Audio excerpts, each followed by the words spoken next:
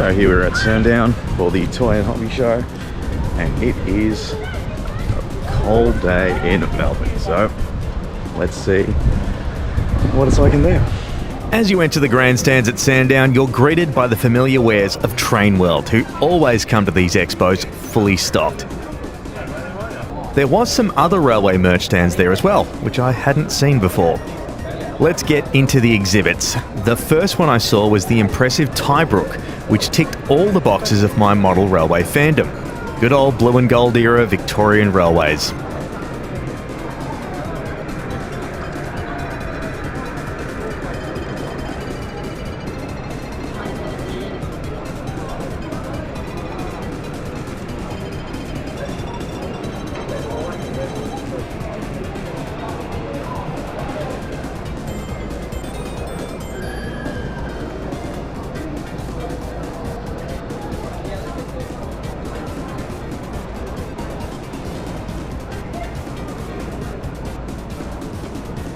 There are a handful of small standalone exhibits that caught my attention as well, like Deep Rock Junction.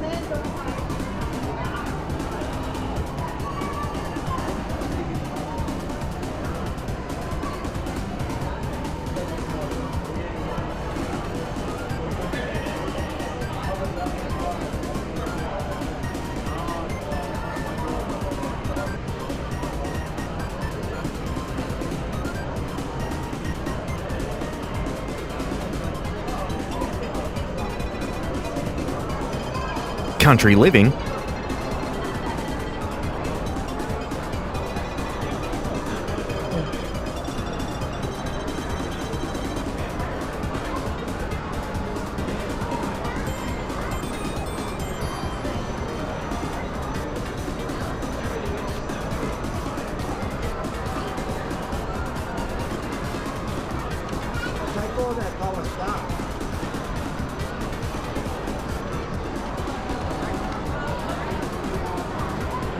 and a little Victorian layout called Somewhere.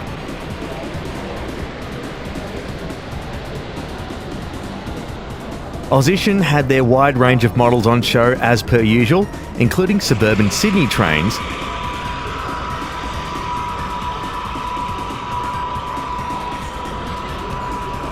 the upcoming V-Line N-Class locomotives in PTV Violet Crumble livery,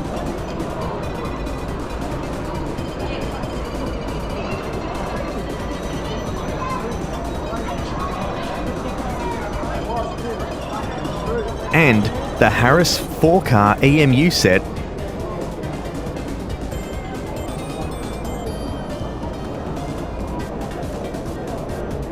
as well as a range of other locos and rolling stock on display.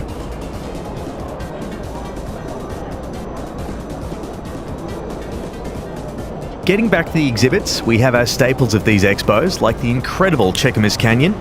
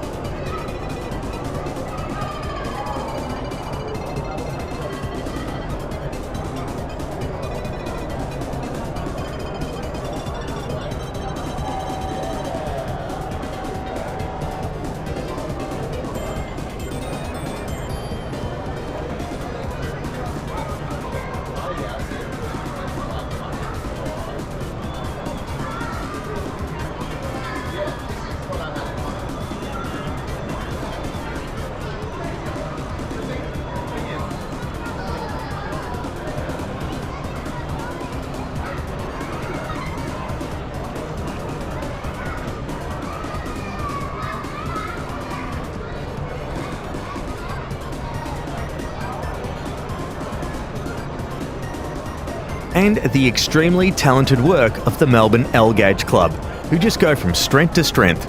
I mean, just look at the detail here in Lego. It is extraordinary.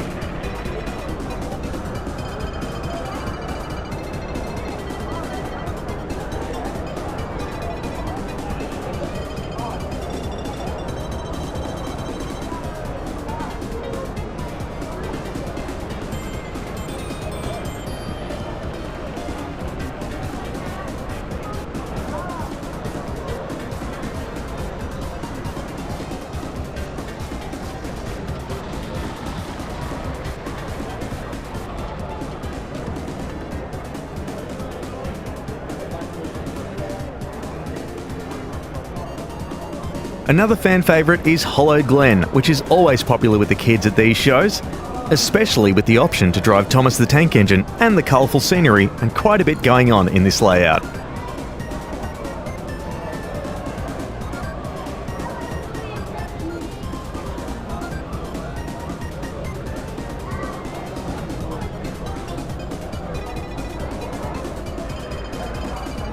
The more I see N-scale models, the more I want to get into them, but this was something I hadn't seen at any other exhibition. The T-Track Co-op had all my favourite things about model railways, but I'm not really up to speed with the T-Track concept. Let me know what it's all about in the comments if you can enlighten me. There were some new layouts at the show that I hadn't seen before, like the very impressive Yendes, which was set in New South Wales.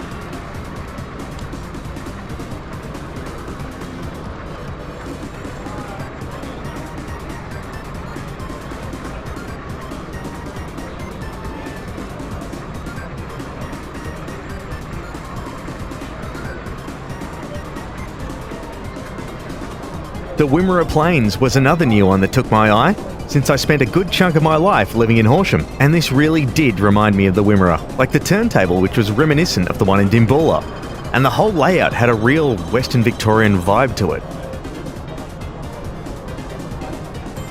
And finally, not to be confused with the smaller layout called Somewhere, which I covered earlier in this video, is this other exhibit called Victoria, Somewhere 1970s, which once again ticked all the boxes of my model railway fandom.